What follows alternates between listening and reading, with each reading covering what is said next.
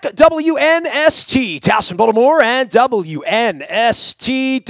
I am headed out to Southern California this weekend, and not just for the palm trees and the holidays and the surf. Sam Farmer waited about a quarter of a century for the National Football League to come back to Los Angeles. He is the longtime NFL chronicler of all things pigskin or not pigskin. Now it's twice as much fun, isn't it, Sam Farmer? I see you meandering from the Coliseum down the Carson. I'm spending the early part of the weekend in San Diego just to mourn the loss for my friends down there, you know? Yeah, that's a good idea. That's a good idea. Great time of the year to be in San Diego. Although I'll tell you, Nestor, it won't feel like Christmas to you. It'll feel weird. But we've gotten used to that here. It's just it's nice. The ocean might be a little cold for you, but other than that, it's going to be great. Look, if I had more time, I would sit and ask you all sorts of questions about the Rams and the Chargers, but just in a general sense, what has this been like for you in your life? Because, look, I worked at the Baltimore Sun from 1984 until 1992. We never had a football team the whole time I worked there. The minute I started, the team left 2 months later. It was over.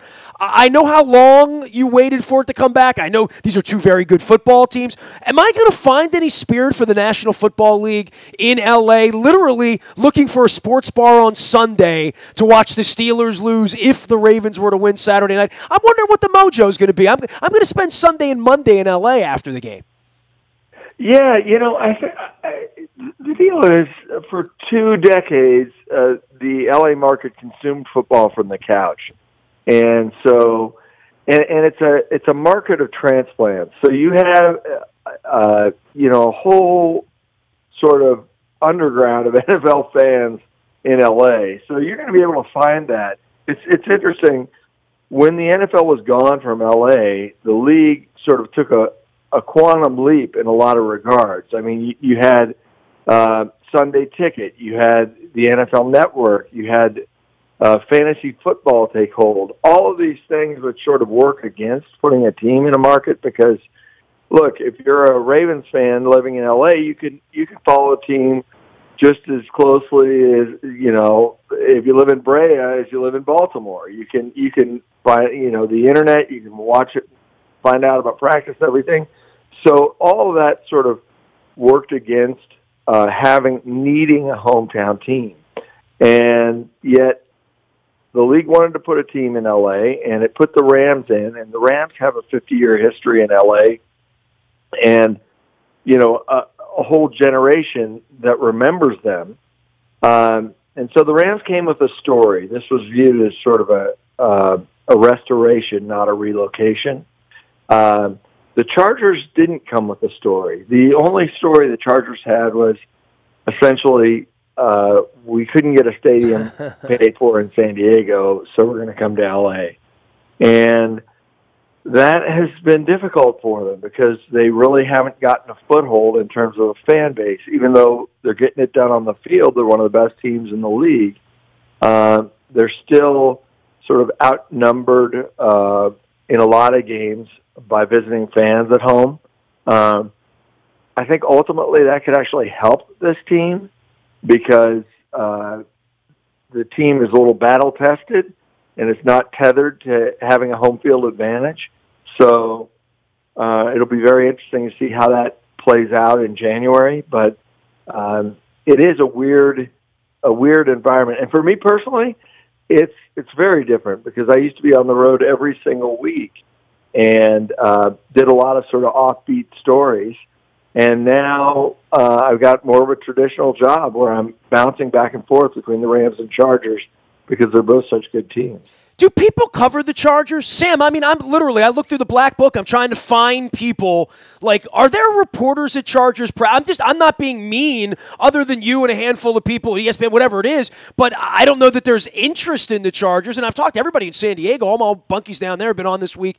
And they are, sort of pro-Phillip Rivers, but so anti-Spanos, and so that ship has sailed and burning jerseys and all that. I really do wonder what I'm going to find with this very good football team and this very very small stadium on this very nice, beautiful Christmas weekend where both of these teams have flourished, and yet, I still don't think it's ever going to be gangbusters for either of these franchises as people sit on the veranda out in Inglewood and watch games on, video boards that are 5 stories high, which it feels like that's what they're trying to build there a little bit.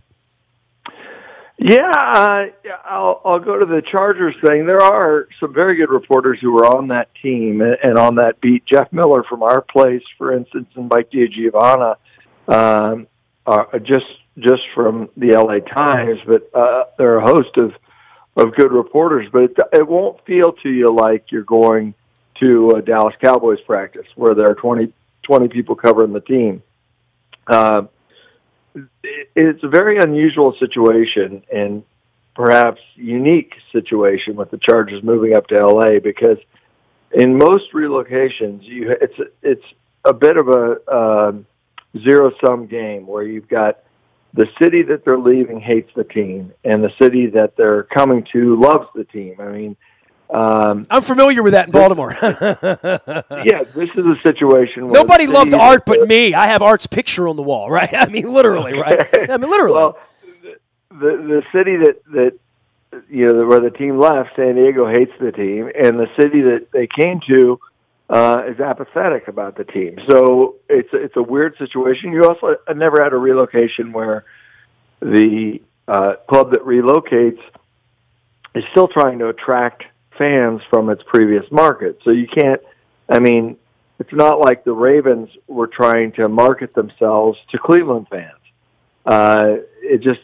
doesn't work that way. So this is a unique situation, and it's one where the jury is still very much out on this. And this is a really good test for the league, because the Chargers can't say, well, what would happen if we were really, really good? Because they are good now, and we're seeing, okay, what's going to happen? Phillip Rivers is in the twilight of his career. He might last another 3-4 years, but ultimately his team's going to have to start over, and what will the fans be like then?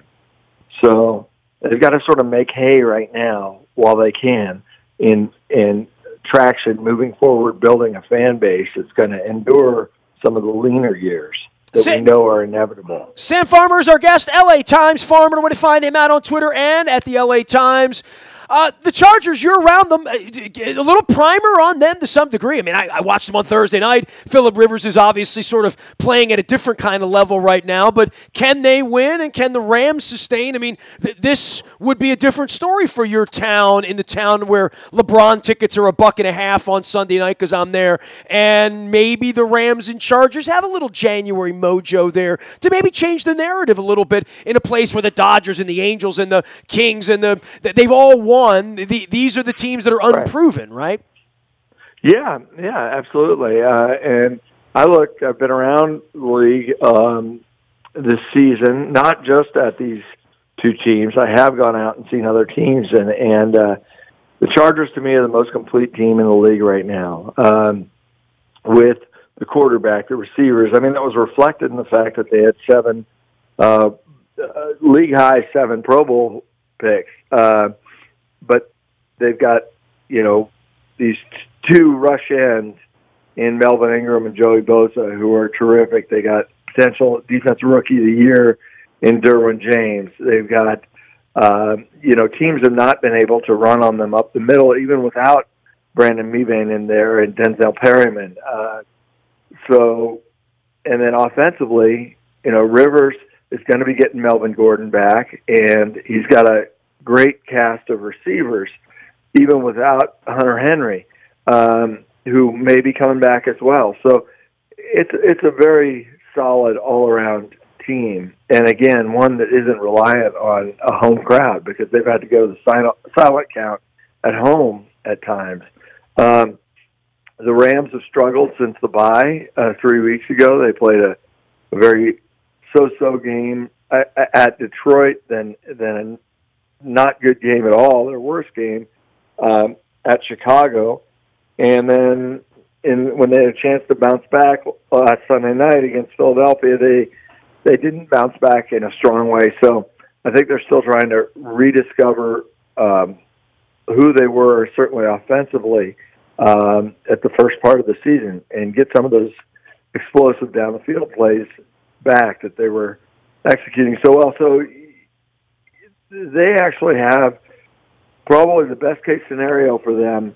They play at Arizona, and then they play San Francisco in the finale. So they got a little bit of time to ramp up. Because we know the teams that play well in December are the ones that go deep into the playoffs in January. You don't want to be backing into the playoffs and sputtering. So I think they've got a chance to sort of get back on track right now, but time is dear. So we'll see. Well, Farmer, we're bringing our high school offense. We're bringing that Navy thing in. We're going to run it. We're going to run it. We're going to run it some more down in Carson on Saturday night. And I know you have to run. I'm looking forward to seeing you out there and seeing what football looks like in a soccer stadium in Carson. I know. You'll love it. It's like seeing Springsteen in a bar.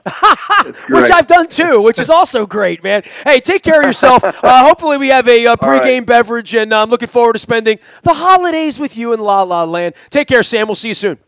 Thanks, Nestor. Travel safe, buddy. Sam Farmer, one of the great follows out on Twitter and my Facebook friend as well. He is LA Times Farmer and a longtime sufferer without an NFL team and now has twice the fun out there in Los Angeles at the LA Times. LA Times Farmer, the way to find Sam. You can find me out on the BuyAToyota.com Audio Vault 24 hours a day from anywhere in the world on your mobile device by downloading the TuneIn radio app. Luke is on the fields in Owings Mills. We wish you a happy holidays. I'm going to break out my Charlie Ekman before it's all over with and get you a night before Christmas as we lead up to next week. Nasty at WNST.net and Facebook and Twitter and LinkedIn and Snapchat and anywhere we roam, including Southern California. We are WNST.net, AM 1570 and WNST Towson, Baltimore, and we never stop talking Baltimore sports.